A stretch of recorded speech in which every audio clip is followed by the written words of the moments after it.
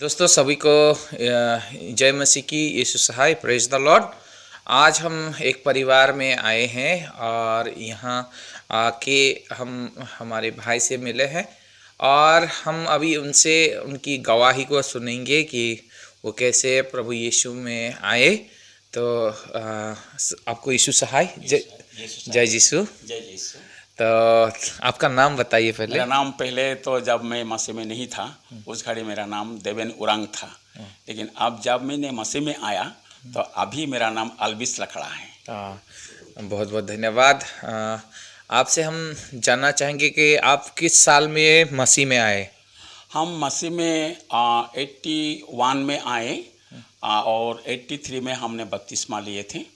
और इससे है मैंने एक हिंदू परिवार में जन्म लिया था और वहाँ मैंने एक ख्रिस्टियन लड़की के वहाँ गए थे उसको ट्यूशन करने के लिए। वहाँ मैंने यीशु का एक तस्वीर देखा था और उस तस्वीर को देखकर मेरे मन में सोचा था कि ये खुद टांगा हुआ है तो ये कैसे ईश्वर हो सकता है और किसी को बचा सकता है। लेकिन यही सवाल मेरा मन का यही सवाल मुझे ये सवाल पूछने के लिए मुझे मतलब कि मेरे मन को उत्साहित किया और मैंने जानना चाहा। तो उन लोगों ने मुझे बताया कि इसका नाम यीशु है और ये प्रेम है, इसके पास आने से तुमको प्रेम मिलेगा।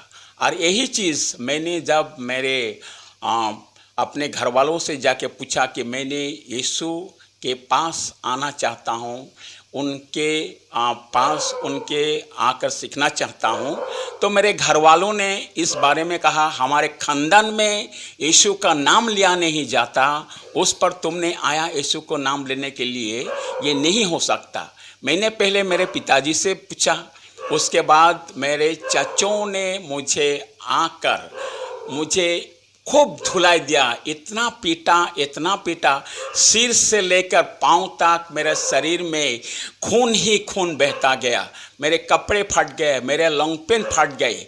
और उसी तरह उन लोगों ने जो लाठी लिए थे, जो हम लोग गरू जब हल जोतते थे उस समय जो हम लोग पैना बनाते थे, उतने लंबा लाठी से मारकर उनके पैना छोटा सा हो गया। वो लोग खुद मतलब कि थक गए मुझे मारकर और वे लोग मुझे मारकर छोड़कर वे लोग चले गए। उसके बाद मेरे जो चाची थी उसने मुझे एक बिस्तर पर सुला दिया और उसके बाद वो लोग 9:30 बजे घर में आए। दूसरे दिन वे लोग मुझे मेरे पिताजी जहाँ रहते थे वहाँ पर वे ले गए। हमारे डिब्रूगढ़ जो चोकडिंग है वो उस बस स्टेशन से लेकर हम लोग डुमडुमा जो बली बाजार कहते हैं वहाँ तक पहुँचे। बीच में जब हम गाड़ी में थे उसमें एक व्यक्ति ने पूछा था मेरे चाचा जो ले जा रहे थे कि इस भाई को क्या हुआ। उसने कहा कि नहीं, जस्ट एक एक्सीडेंट हो गया। उसके बाद वो फिर पूछना चाहते थे लेकिन इन्होंने कोई सवाल और जवाब उसका नहीं दिया। उसके बाद मेरे चाचा ने मेरे पिताजी के घर वहाँ डुमडुमा उस बहका कहते हैं उस जगह पर पहुँचाया और उसने कहा कि ये आपका बेटा हम ला दिए हैं। उसके बाद वहाँ मेरे पिताजी मुझसे कुछ नहीं कहा, लेकिन मेरा जो शरीर में जो घाव थे वही घाव देखा उसने। मैं वहाँ रहना नहीं चाहता, मेरे मन वहाँ रहने का दिल नहीं कर रहा था। फिर मैंने कहा कि मैं पढ़ना चाहता हूँ। फिर मैंने वापस डिब्रूगढ़ आ गया, लेकिन उन लोगों ने मुझे चेतावनी दी, अगर तुम ऐसा दोबारा करेगा इस हमारे खानदान में तो ये अच्छा नहीं होगा। उसके बाद मैंने चलाया डिब्रूगढ़। उसके बाद मैं उस समय commerce high secondary second year में था और मैं वहाँ पर कॉलेज जाना शुरू किया। लेकिन जिस महिला ने आज वो मेरे धर्म माता है, उसने जब मुझे देखा रास्ते में तो उसने बताया कि इतना दिन तुम कहाँ थे, मेरे भतीजे को तुमने क्यों नहीं पढ़ाया। तो उसको सारा हाल मैंने बता दिया, क्या हुआ था, कैसे कैसे मुझ पर किया उन लोगों ने।